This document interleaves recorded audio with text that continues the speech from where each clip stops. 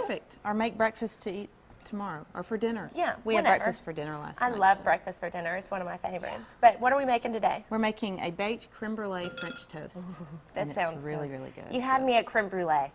Well, it's delicious. It takes all the good flavors of the creme brulee dessert, and then you bake it off. It's super simple. And so people it's will be basically, really impressed. it's an excuse to eat dessert for breakfast.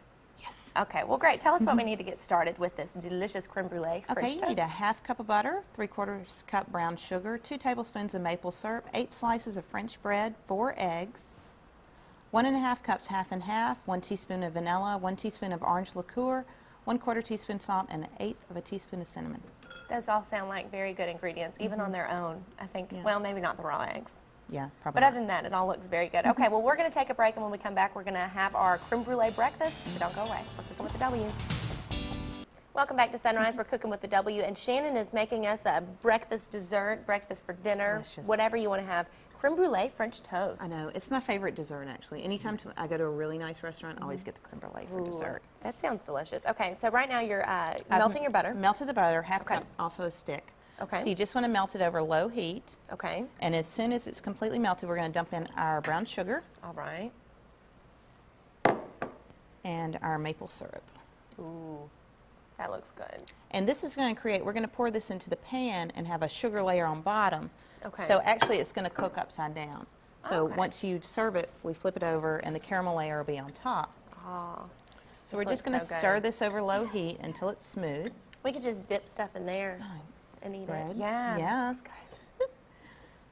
This is really, really easy. This is one of the breakfast things that you can make the night before. Okay. And you want to let it sit in the fridge overnight. That sounds good. Now, I don't even know how to make creme brulee. Is that the basis for the creme brulee? Creme brulee is actually a custard. Okay. So you make your custard, and actually it's not hard, and you pour it in individual ramekins, you bake it, and then you cool it, and then you put the sugar on top, and then you burn it with the torch. That's the only part I know, is the torch part. Yeah, the torch is fun. So all you want to do is just stir until you have no lumps in your brown sugar, and it's nice and smooth. Okay. And you want a 13×9 pan, and make sure you grease it really well. And just get that color is even really pretty. All that out. You probably I could definitely just eat this part. And just kind of swirl it around a little bit. Okay. And then this is our French toast. Okay. Or our French bread. Actually, I bought pre-sliced. Oh, well, that's so all you have to do is slice probably 3/4 of the way and then just take your knife on down. Okay. So we're going to place this in. Just set it on top however it'll fit. We usually just use the regular bread that we have at home. Is it better with French bread? It is better with French bread because it soaks up more, and because it sits overnight, regular bread will get too soggy. Ah, clever. So you might have some extra bread. It just depends on your pan and also the size of the bread you get. Some loaves are smaller. So these are 4 eggs. We have, what, 7 pieces in there? Yeah, 7. I called for 8. It just depends. That's kind of the middle of the loaf, and so those pieces are a little bit bigger. So 6 for me, 1 for Bill. That'll work. So whisk this together, and then we're going to add our half and half, or if you don't have half and half, you can add milk. Okay. I told you, I don't know how to make creme brulee, but I do know how to make French toast. So I know this part. This is the easy part. Just whisk this together. Okay. And then we're going to add a teaspoon of vanilla. Or maybe a little more. I love vanilla. I love vanilla too. Love the flavor, the smell, everything. And our salt. Okay. And then if you'll take the top off, this is Grand Marnier. This is our orange liqueur. Okay. If you're not comfortable putting this in, you can use frozen orange juice concentrate. Okay. But this is delicious. Just gives it a little citrusy kick. Right. Okay. And the alcohol will actually cook out. Okay. So you'll just be left with that orange flavor, really. Right. And it is, you can get, this is just a tiny bottle. This is like $4, I guess.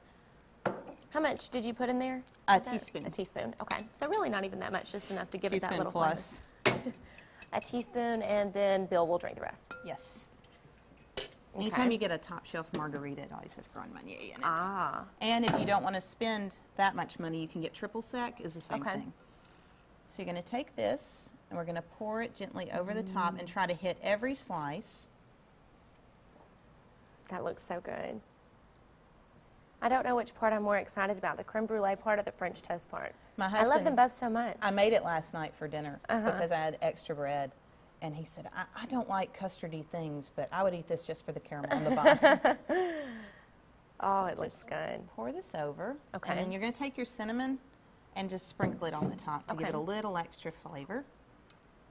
And then what we're going to do is cover this, and you want to chill it 8 hours to 12 hours, like overnight. Okay. But I'll be honest, yesterday I only let mine chill about 2 hours. So the only difference it's going to make if you don't chill it as long, you're going to have to cook it a little bit longer. If you don't chill it as long? Right. Okay. The longer it chills, the more the bread's going to soak up the egg mixture. Okay. So it'll be a little drier. Okay, I would have never thought of that. So you could chill it for how many hours did you say? 8 to 12. 8 to At 12. least 8.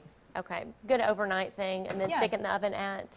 350 for about 35 to 45 minutes. It just depends on how long you soak it. The longer it Okay. soaks, the less time. Okay, is there any way, like, you can look at it and tell? It'll look kind of dry. Okay. Yeah.